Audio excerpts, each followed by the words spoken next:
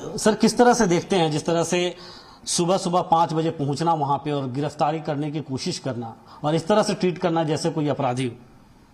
ये तो छत्तीसगढ़ में भूपेश बघेल की सरकार और उसकी पुलिस इसी प्रकार काम करती है।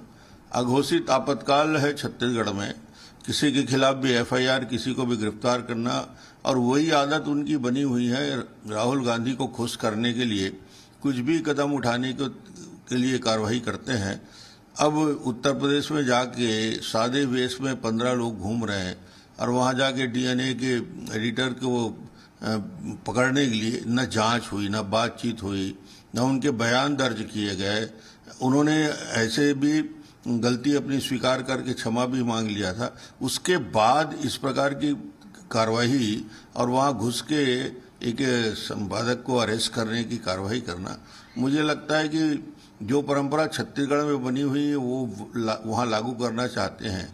प्रक्रिया ये होती है, आईपीसी के तहत जो एफआईआर दर्ज होता है, जानकारी होती है, उसके लिए पूछताछ किया जाता है। जब आप दूसरे प्रदेश में जा रहे हो तो वहां की पुलिस को विश्वास में लिया जाता है, पुलिस की टीम को साथ रखा जाता है। मान लो कोई घटना हो जाए तो उसके उनकी भी सुरक्षा की चिंता हो।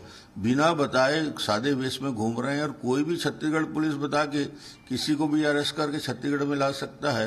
ये प्रक्रिया सरासर गलत है और मुझे लगता है कि इस मीडिया के ऊपर इस प्रकार का अटैक होना, जो चौथा स्तंभ जिसको कहते हैं, उसके ऊपर जिस प्रकार भूपेश की नीति रही है छत्तीसगढ़ में, तो पत्रकारों को और मीडिया को जिस प्रकार दबाया जा रहा है, वही आज राष्ट्रीय स्तर में करने की उनकी आदत है। मुझे लगता है ये सरासर गलत है और इसकी सभी जगह आलोचना हो रही है। सर जी न्यूज के एंकर के ऊपर ऐसा क्यों, आपको क्यों लगता है? क्या हम लोग राष्ट्र को समर्पित खबरें दिखाते हैं, सच्ची खबरें दिखाते हैं, तथ्यात्मक खबरें दिखाते हैं, क्या उसे दबाने की कोशिश में इस तरह का?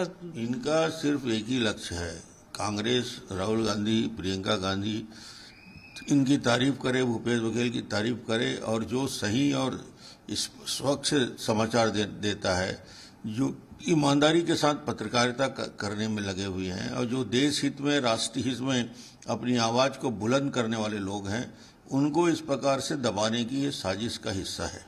एक और सवाल है सर मेरा, जो तस्वीरें वहां से सामने आ रही है, घसीटने की कोशिश की गई है हमारे एंकर रोहित रंजन को, इसके अलावा गाली गलौज की बातें वहां पे सामने आई है। ये किस तरह का बर्ताव पुलिस का? छत्तीसगढ़ पुलिस पे सवाल उठते रहे हैं, लेकिन ये इस तरह का बर्ताव, ये पुलिसिया छत्तीसगढ़ का चरित्र दिख रहा है कि किस प्रकार किसी भी व्यक्ति को एक सिंपल एफआईआर दर्ज करके बिना पूछताछ के, बिना जानकारी लेकर इस प्रकार के अपमानित करना, वो भी राष्ट्रीय चैनल का एक बहुत प्रतिष्ठित व्यक्ति जो आज एक काम में लगे हुए हैं। मुझे लगता है कि ये सर्वथा गलत है, अनुचित है और ये इस मानसिकता को बदलना चाहिए।